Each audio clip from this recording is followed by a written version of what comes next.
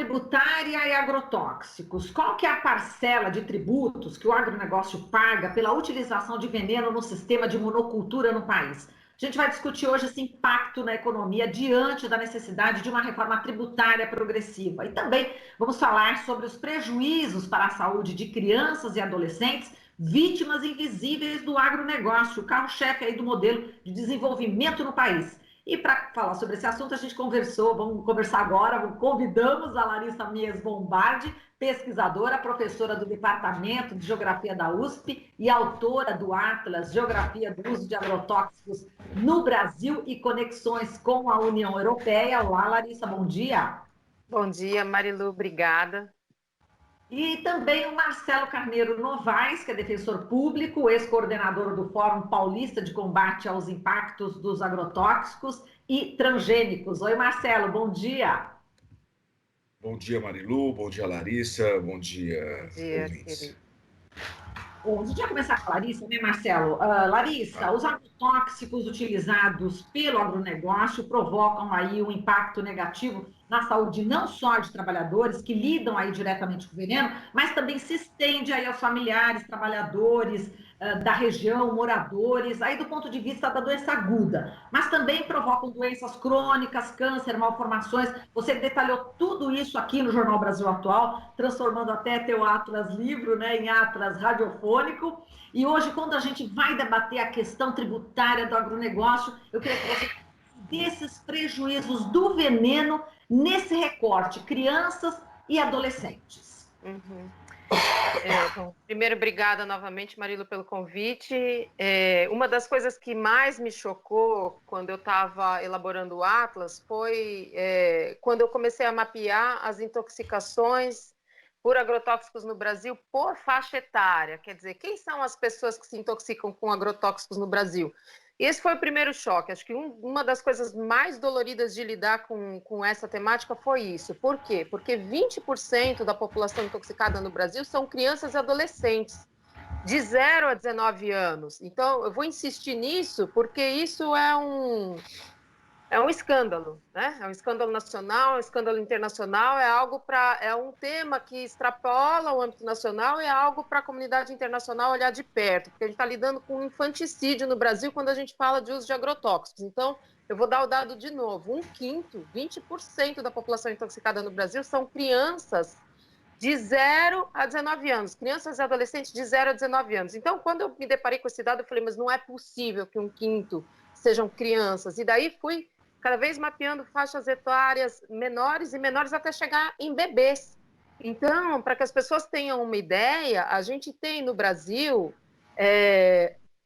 no período entre 2007 a 2014, 343 bebês intoxicados com agrotóxicos. E quando eu estou falando bebê, não é eufemismo, não é figura de linguagem, são bebês de 0 a 12 meses, intoxicados com agrotóxicos. Então, uma média de 43 bebês nesse período e depois isso aumentou. Vou falar já do aumento. Então, a gente teve entre 2007 e 2014 343 bebês intoxicados, uma média de 43 por ano. Se a gente olha esse total e considera que para cada caso de intoxicação notificado, ou seja, que chegou ao conhecimento do Ministério da Saúde, a gente tem 50 outros casos que não foram notificados, é possível que nesse período a gente tenha tido 17 mil bebês intoxicados.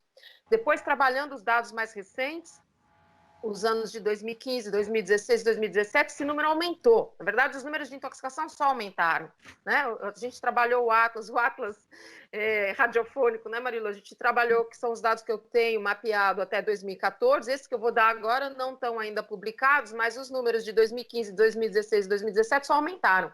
A gente chegou, então, numa média maior do que 50 bebês intoxicados por ano no Brasil, de 0 a 12 meses, e 12 meses, acho que esse dado é um dado que não tem discussão. Eu fico tranquila de dizer que a gente está falando de infanticídio, porque são dados públicos do Ministério da Saúde. Uma criança de 12 meses é uma criança que está começando a se deslocar sozinha, né? A trajetória da humanidade, esses marcos da humanidade, esse é um marco. A gente, na vida do bebê, a gente tem um marco com 3 meses, com 6 meses, com 9 meses, que é quando a criança, em média, costuma engatinhar, e com 12 meses é quando a criança começa a andar. Então, como que a gente pode explicar que as crianças estão com 12 meses, os bebês estão se intoxicando? Isso está ligado ao grau de vulnerabilidade, de exposição de forma sistemática da população, das famílias dos trabalhadores rurais, dos camponeses e também de quem vive em áreas próximas ao uso intensivo de agrotóxico, mas, de forma geral, é uma exposição crônica dessa sociedade a essas substâncias, é uma exposição crônica da infância. Por que eu estou dizendo isso?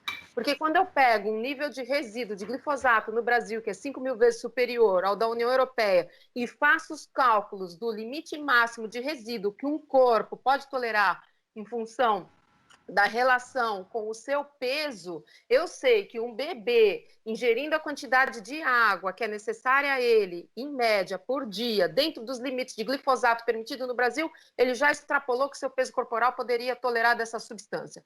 Então, a gente está falando de algo que já é um impacto direto na saúde das famílias que vivem na área rural e, sobretudo, dos trabalhadores rurais, dos camponeses ou das comunidades que estão próximas a áreas com pulverização aérea, mas é também uma exposição crônica da sociedade como um todo, porque os níveis de resíduo que nós autorizamos no Brasil, para os quais muitas vezes sequer a fiscalização, extrapolam a nossa capacidade corporal de tolerar essa substância. Então, esses dados que eu estou dando para vocês, entre 2007 e 2017, esse período de 10 anos, nós tivemos mais de 500 bebês de 0 a 12 meses intoxicados, o que possivelmente é um número de mais de 25.000 bebês intoxicados, se a gente for considerar a subnotificação. Isso para falar de casos agudos. Então, quando você, Marilu, fala dos casos crônicos, a gente tem inúmeras doenças que estão associadas à exposição a essas substâncias, dentre as quais a gente pode destacar câncer, e que afetam diretamente a infância, né? Não só a infância, mas focando na infância, o câncer, desregulação endócrina, como, por exemplo, puberdade precoce, e também malformação fetal. Então, quando a gente mapeou o estado de São Paulo, os casos de malformação fetal e o uso de agrotóxico, a gente vê essa correlação espacial. Evidente que isso demanda uma pesquisa inter e transdisciplinar, mas essa correlação espacial, ela existe. E, por exemplo, municípios como Franca e Ribeirão Preto, dessa mancha, né, de agricultura com uso intensivo de agrotóxicos no Brasil, eles têm proporcionalmente maior número de nascidos vivos com malformação do que a capital paulista, que é uma das cidades mais poluídas do mundo. E a gente sabe que malformação fetal, ela em grande parte, mais de 70% dos casos de malformação estão relacionados com a exposição ambiental. Então, eu fico tranquila de usar essa palavra infanticídio para classificar a maneira como as crianças estão sendo afetadas pela utilização intensiva dessas substâncias, e o que me dá respaldo são justamente os nossos dados que são oficiais e públicos sobre intoxicação por agrotóxico. Acho que esse é um panorama trágico, isso dá para a gente elementos para discutir o que é que a gente quer subsidiar ou não no Brasil. Qual é o nosso projeto enquanto sociedade, né? E mais amplamente enquanto nação. Exatamente. Bom, Larissa, você me fez lembrar da série Envenenados, onde a gente entrevistou, inclusive, pesquisadores do Nordeste brasileiro, especificamente no Ceará, onde crianças, bebês estavam, inclusive, com mamas, né, justamente por conta dos agrotóxicos ali na região, né, de muitas frutas, né, do cultivo de muitas frutas. E eu lembro desse caso que foi bastante alarmante, e inclusive o Marcelo Novaes, ele participou também dessa série Envenenados, né? E ele fez já diversos estudos aí sobre tributação, já entrando na questão, né, dos tributos, ele fez vários estudos sobre tributação dos agrotóxicos ou isenção deles, né?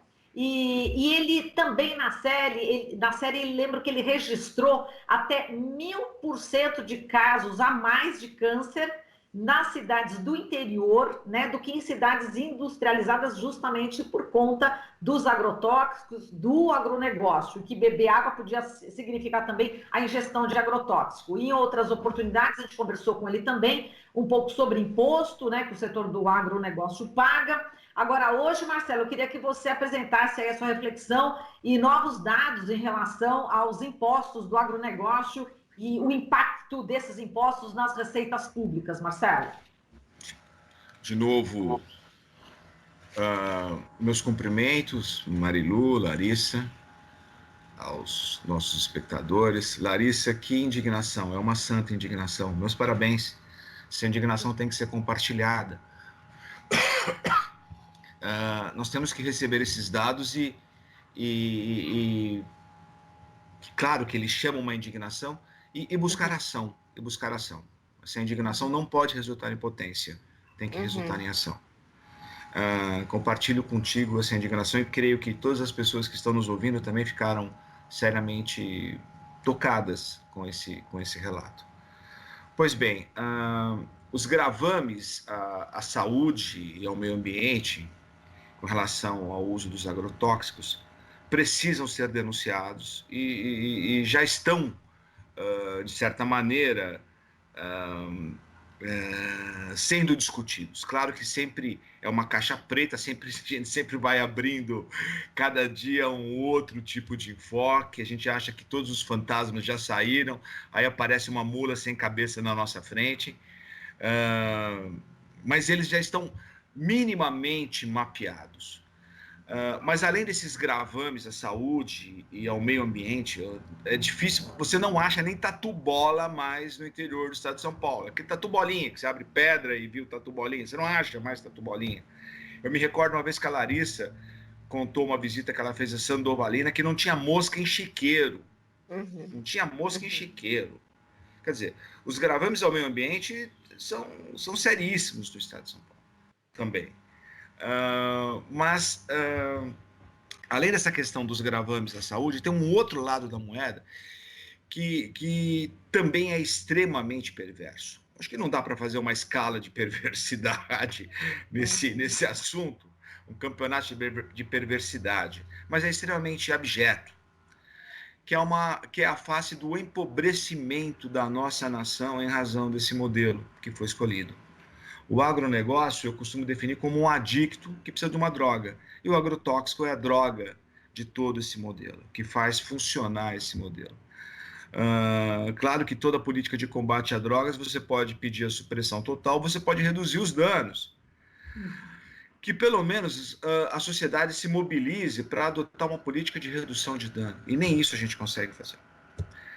Pois bem, essa questão do empobrecimento está ligado intimamente à questão estrutural do nosso país, do nosso modelo econômico, e coloca seríssimas dúvidas sobre o alcance de políticas que fariam o nosso país chegar a um patamar civilizacional, como proibir o jabani do paraquat, é proibido na China, em Burkina Faso, na Síria, é usado no Brasil, para que 98% dos processos de multas ambientais não caduquem nos escaninhos do IBAMA.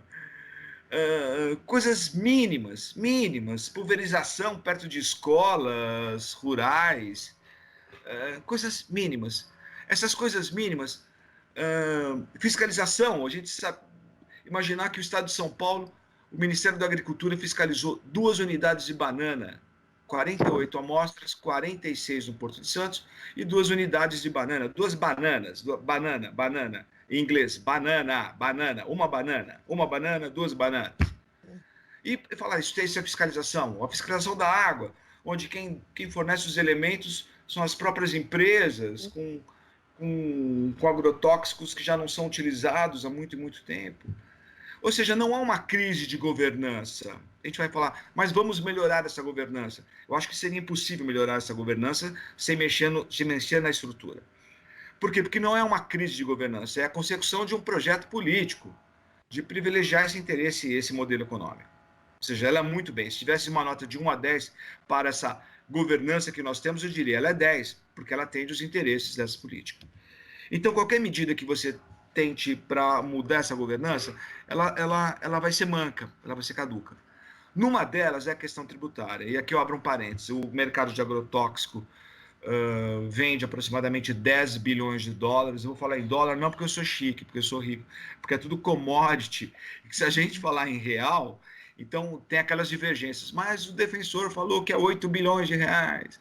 Mas o outro grupo falou que é 15, falou 16. Por quê? Porque você depende do ano e depende da taxa de câmbio. Então, você tem que falar em dólar para estabilizar a conversa. É um mercado que mexe com vende 10 bilhões de dólares ano no Brasil. É o maior mercado consumidor do mundo.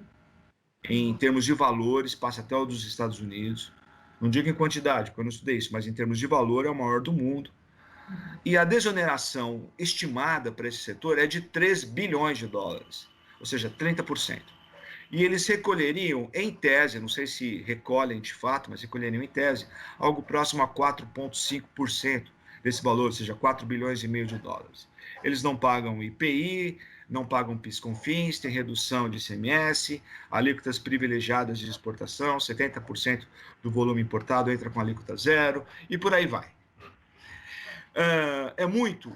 Depende. A indústria farmacêutica, a carga tributária no Brasil é de 35%. A indústria farmacêutica paga 34,5%.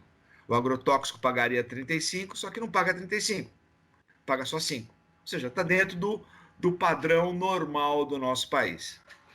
Ou seja, 3 bilhões de dólares. Além desses 3 bilhões de dólares do não pagamento desses tributos, tem mais outros 3 bilhões de dólares decorrentes da não cobrança de IOF e imposto de renda sobre os títulos do agronegócio utilizados na compra dos agrotóxicos, porque para comprar emite o título. Isso gera um movimento no mercado financeiro próximo a 45 bilhões de dólares ano. Esses títulos, na grande maioria, não pagam IOF, são isentos de IOF e imposto de renda. E também a desoneração do imposto de renda. Quando você compra o agrotóxico, o produtor rural abate integralmente isso do imposto de renda. Ou seja, você tem mais 3 bilhões de dólares, dá um total de 6 bilhões de dólares, dava para aumentar o Bolsa Família, né? 6 bilhões de dólares. É uma grana. E isso com relação ao que não é pago. Agora, a gente pensa, e se reonerar? Uma coisa são os tributos de IOF, dos títulos, do imposto de renda, que são tributos diferenciados. Com relação àqueles primeiros 3 bilhões que eu falei de IPI, imposto de importação, tá, né? São tributos indiretos. E o sistema tributário brasileiro é uma vergonha, porque na tributação indireta, quem acaba pagando é o consumidor. E com relação aos agrotóxicos, é mais vergonhoso ainda, por isso que o alcance de qualquer mudança desse cenário por política fiscal é extremamente perigoso, se você não mudar o todo, se você não tiver a visão do todo. Por quê? Porque se você aumentar o tributo, o que é que você pensa? Vai aumentar o preço do agrotóxico, vão consumir menos e vão partir para uma política menos agressiva na área da agroecologia. Em tese, seria o esperado. Por quê? Porque a maioria do agrotóxico consumido, 80% de 4 culturas, muito bem levantado no Atlas da Larissa, soja, cana, milho, algodão, aí você tem mais citros, café, trigo, pastagem, celulose e por aí vai. Grande parte disso para produção de plantation, de commodities agrícolas, que vão para exportação. E a nossa carta cidadã, de 88, todo mundo fala, nossa carta cidadã, não é uma carta anti-cidadã, diga-se de passagem. Muita gente boa se recusou a assinar aquela carta quando ela foi promulgada. Então, ali os nomes no ato das disposições transitórias. Fala o seguinte, o Brasil não exporta tributo. Ou seja, então, se você cobrar imposto de importação, imposto disso, imposto daquilo, imposto daquilo, sobre, por exemplo, o paraquat, utilizado na indústria do fumo, se você exportar esse fumo, todo o tributo incidente sobre esse paraquat vai virar crédito para as empresas exportadoras comerciais. Vira crédito no final da cadeia. Ou não paga, desde o começo, que é o diferimento, chama-se diferimento, ou vira crédito. Ou seja, fica difícil você alterar esse cenário sem mexer no todo. Me lembra aquela parte do Mercador de Veneza, do Shakespeare, onde o sujeito é condenado a tirar uma libra de carne, você não pode tirar um sangue. Não dá para fazer, é inexequível. Não dá para mexer na questão tributária do agrotóxico sem mexer nesse modelo agroexportador. Vai sair sangue, tem que sair sangue, não tem outro jeito. E mais, só para dar uma clareada, fica difícil. Mesmo porque só 2% de todo agrotóxico utilizado no Brasil vai para a produção de alimentos vegetais consumidos in natura pelo brasileiro, que é a nossa feirinha. Só 2%, é muito pouco. A maioria é commodity, algodão, soja, milho, tudo transgênico também. Agora vai ter feijão transgênico, hein? A gente vai ficar bom para chuchu porque vai ter feijão transgênico. Além de, ou seja, a gente está meio de mãos amarradas. E mesmo se fosse para o mercado interno, o sujeito com 300 mil hectares de algodão, o sujeito não vai fazer agroecologia com algodão com 300 mil hectares. São 300 mil campos de futebol. Ali não tem biodiversidade. Ele vai aumentar e vai jogar isso no mercado. Mas esse tratamento, Marilo, só para a gente poder entender, mas por que isso? Como fazer? Você tem que mexer no todo, mas tem que entender o agronegócio como um todo. Agricultura e pecuária, todo o dinheiro que o Brasil arrecada, eu estou procurando no banco, porque hoje já tem minha restituição de imposto de renda, segunda-feira, eu estou atrás. Todo mundo paga imposto. Todo mundo paga imposto. Eu pago, o meu ouvinte paga, a gente paga tributo de renda e tributo indireto. O agronegócio contribui com R$1 trilhão, contribuiu com R$1 trilhão no ano de 2019, de todos os tributos. Agronegócio, digo, menos indústria, agricultura, pecuária, serviços relacionados. R$1,04 trilhão no ano de 2019, de tributos federais, excetuado Previdência. E contribuiu com 2,8 bilhões. Isso dá 0,28% do total da receita. Então, o setor que fala, nós somos 20% do Marcelo, PIB. Desculpa, você pode repetir 0,28%. Hã? Se você poderia repetir essa conta que você fez. Qual é a receita e qual foi o imposto? A receita, 1,04 trilhão de reais. Agricultura e pecuária, 2,8 bilhões. 2,8 bilhões é metade do orçamento de São Bernardo do Campo. É o orçamento de Sorocaba. Isso é uma vergonha. Agora, continuando a vergonha, porque a vergonha, quando você perde o pudor, você perde tudo. Você perdeu o pudor, você perdeu o pudor, você perdeu o pudor, acabou. Vai para frente. Não tem mais nada a perder. A exportação do Brasil, nós exportamos 96 bilhões de dólares no ano de 2019, com a taxa de câmbio a 4,7, 4 vezes 9, 30, vai dar o quê? 400, a 5 dólares, vamos pensar 5 dólares, 96, 45 bilhões de reais. Não, perdão, 450 bilhões de reais de exportação no ano de 2019, produtos agrícolas e pecuária. 450 bilhões de reais. E arrecadou 16 mil reais. Se você fizer a proporção, você vai ter que usar, vai dar 2,10 a menos 9. São 9 casas decimais. Você não tem... Eu fui procurar no dicionário, você não tem como colocar isso no português, fazer a leitura. É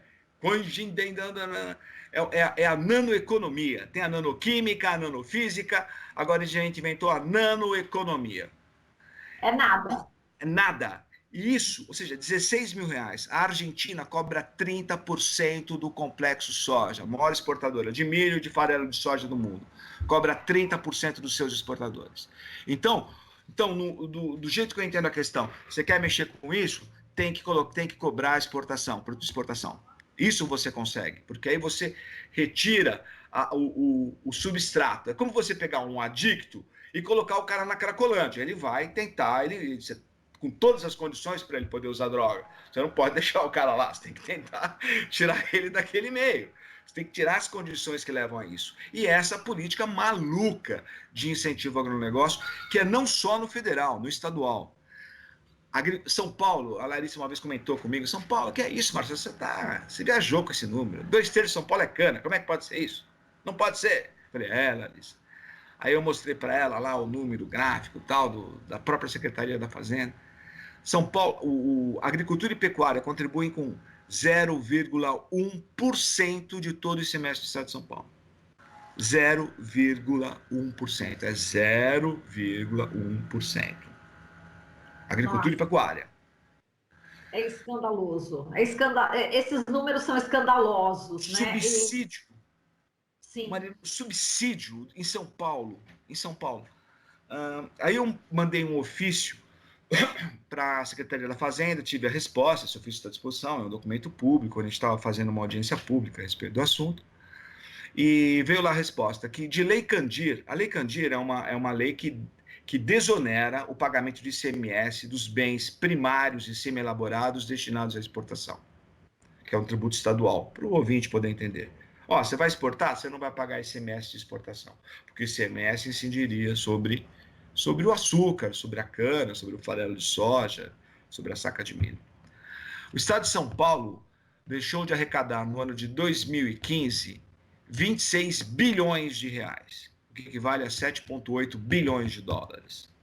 Se você jogar isso para o câmbio de hoje, dá 39 bilhões. O nosso governador fez uma reforma da Previdência, foi aprovada pela Assembleia Legislativa, para economizar 30 bilhões em 10 anos. E está vendendo o patrimônio do Estado de São Paulo, Parque da Água Branca, um monte de parque, de empresas, sabe, sei lá, se numa situação favorável, espero que sim, pelo menos para não vender na Bacia das Almas, para arrecadar essa quantia que é distribuída aos grandes produtores. Ou seja, há uma completa inversão de valores que acarretam o empobrecimento. Quando você vai nas cidades pequenas do interior de São Paulo, ou o sujeito trabalha na usina da cana, sendo motorista, ensacando, ou não tem trabalho. Ou não tem trabalho. É pobreza. O interior de São Paulo é pobreza. O interior do Brasil é pobreza. A riqueza que o agro aparenta nas nossas TVs, na mídia, pelo complexo midiático, é uma parte da verdade. Aquilo não é mentira, aquilo é meia verdade. Mas como toda meia verdade, também tem uma parte de mentira. Tem a cozinha, aquela é a sala de estar. Olha, colheitadeira, todo mundo passando. Vê a cidade como é que tá. O pessoal tem mão de obra? O pessoal trabalha com aquilo? Tem renda? Como é que tá? E a contaminação ambiental? E a contaminação da saúde? Tem o outro lado da história. Era isso, desculpem se eu me alonguei e fico à disposição. Marcelo, é o seguinte, Larissa, a gente, infelizmente, a gente já chegou ao final do tempo, né, previsto, mas a gente volta a conversar, a gente volta a debater, são escandalosos esses números todos que o Marcelo apresentou, são escandalosas essas informações que a Larissa apresentou em relação às crianças e adolescentes atingidos pelos agrotóxicos, é gravíssima a situação, e a gente espera que com esse debate que a gente fez com vocês, as pessoas tenham mais conhecimento e comecem realmente a tentar aí uma transformação, né? Uma transformação para a agroecologia que vocês acabam sempre abraçando, porque essa é a saída, não tem outra, é a agroecologia. Mas a gente volta a se falar, Larissa e Marcelo, numa outra oportunidade, a gente fica aqui neste quadro hoje, nesta participação, nesse campo das denúncias, e depois a gente volta a conversar sobre as saídas. Tá combinado? Tá Pode bom. ser? Sim, claro. Obrigada, Marilu. Obrigada, Marcelo. Prazer dividir esse debate contigo. Sim, eu que agradeço a oportunidade de reencontrá-las e estamos prontos para discutir essas saídas. Tem que ter saídas. A indignação tem que virar ação. Tem que virar ação. É isso daí. É isso aí. Bom, eu agradeço aqui a Larissa Mies Bombardi, pesquisadora, professora do Departamento de Geografia da USP e autora do Atlas Geografia do Uso de Agrotóxicos no Brasil e Conexões com a União Europeia, e com Marcelo Carneiro Novaes, defensor público, ex-coordenador do Fórum Paulista de Combate aos Impactos dos Agrotóxicos e Transgênicos. Você está ouvindo Jornal Brasil Atual. As notícias que os outros não dão.